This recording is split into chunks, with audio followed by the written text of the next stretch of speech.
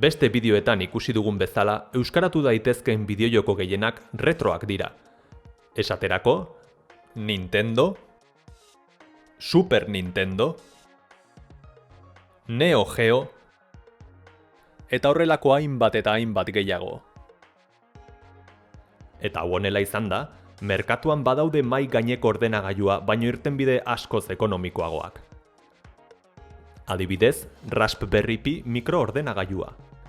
Raspberry Pik kreditu txartelen tamaina du eta zirkuitu plaka bakarreko ordenagailu pertsonalen serie bat da. Raspberry Pi fundazioak garatzen ditu Erresuma Batuan eta eskoletan konputazio zientzien erakaskuntza sustatzeko erabiltzen dute. Elektronika proiektuetan erabil daiteke eta mai gaineko ordenagailuek egiten dituzten lan gehienak ere egin ditzake. Adibidez, kalkulu orriak, testu prozesua eta noski bideojokoak. Horretaz gain, bereizmen handiko bideoa erreproduzitzeko gai ere da. Guri interesatzen zaiguna bideojokoen arloa denez, makinatxo honek aukera zabala eskaintzen digu. Teklatua eta xagua erabiltzeko aukera ematen digu eta baita kontrolagailuak edo mandoak ere. Ikusi dugunez, aukera zabala dago periferikoen artean, eta norberaren gustuetara molda daiteke. Jarraian, euskaraz konfiguratzeko bete behar diren baldintzak eta urratsak adieraziko ditugu. Hasteko, hauek dira beharrezko osagaiak. Raspberry Pia izatea, noski. Micro SD txartel bat, gutxienez 8 gigakoa. Teklatu bat hasieran batez ere konfiguratzeko, bestela kontrolagailu batekin nahikoa izango dugu. Eta azkenik, kontrolagailu bat, USB bidezkoa edo haririk gabekoa. Behin osagai guztiak ditugula, honako urratsak jarraitu behar ditugu. Hasteko, Recalbox izeneko programa jaitsi beharko dugu. Eta azken eguneratzea hemendik jaitsi dezakezue. Micro SD txartela formateatu beharra dugu eta FAT32 formatuan utzi. Ondoren, jaitsi dugun Recalbox sistemaren fitxategian aurkituko ditugun fitxategi guztiak microSD txartelan sartuko ditugu. Mac eta Windowsen kasuan, microSD txartela formateatzeko Formatter izeneko programa jaitsi dezakezue. Eta Linuxen kasuan, gparted izenekoa. MicroSD-a prest dugunean, Raspberry Pian sartu eta sistema abiaraziko dugu.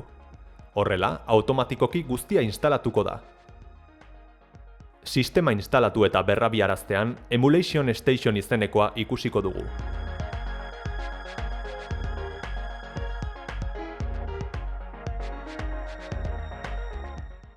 USB kontrolagailua baldin badugu, zuzenean abian jarriko da, eta Bluetooth bidezkoa bada, piztu eta segundu gutxitan konektatuko da. Oinarrizko bi gauza falta zaizkigu orain jokatzen hasi ahal izateko. Lehenik eta behin, euskaraz jarri beharko dugu. Horretarako, sartu menuan Start botoiarekin joan System Settingsera eta Language atalean Basque aukeratu. Aldaketa aplikatzeko sistema berrabiarazi beharko dugu. Bigarren urratsean, jokoak sartu behar ditugu. Raspberrya sarera konektatuta badugu, kablez adibidez, Raspberryak jokoak sartzeko karpetak elkarbanatzen ditu. Beraz, edozein ordenagailutan sarean elkarbanatutako karpeten artean Raspberrykoak izango ditugu. Bertan, sistema bakoitzaren jokoak sartu eta kitxo. Sistema euskaraz erabiltzeko eta jokatzeko prest gaude. Pare bat gauzatxo erdi garrantzitsu geldituko lirateke, baina hauek aukerazkoak dira. Alde batetik, kontrolagailuaren botoiak esleitzea. Izan ere, sistemak esleipen automatiko bat dakar, baina normalean hau aldatzea gustatzen zaigu. Aldaketa hauek programaren menutik egin daitezke. Eta bestetik, Wi-Fi bidez konektatzea.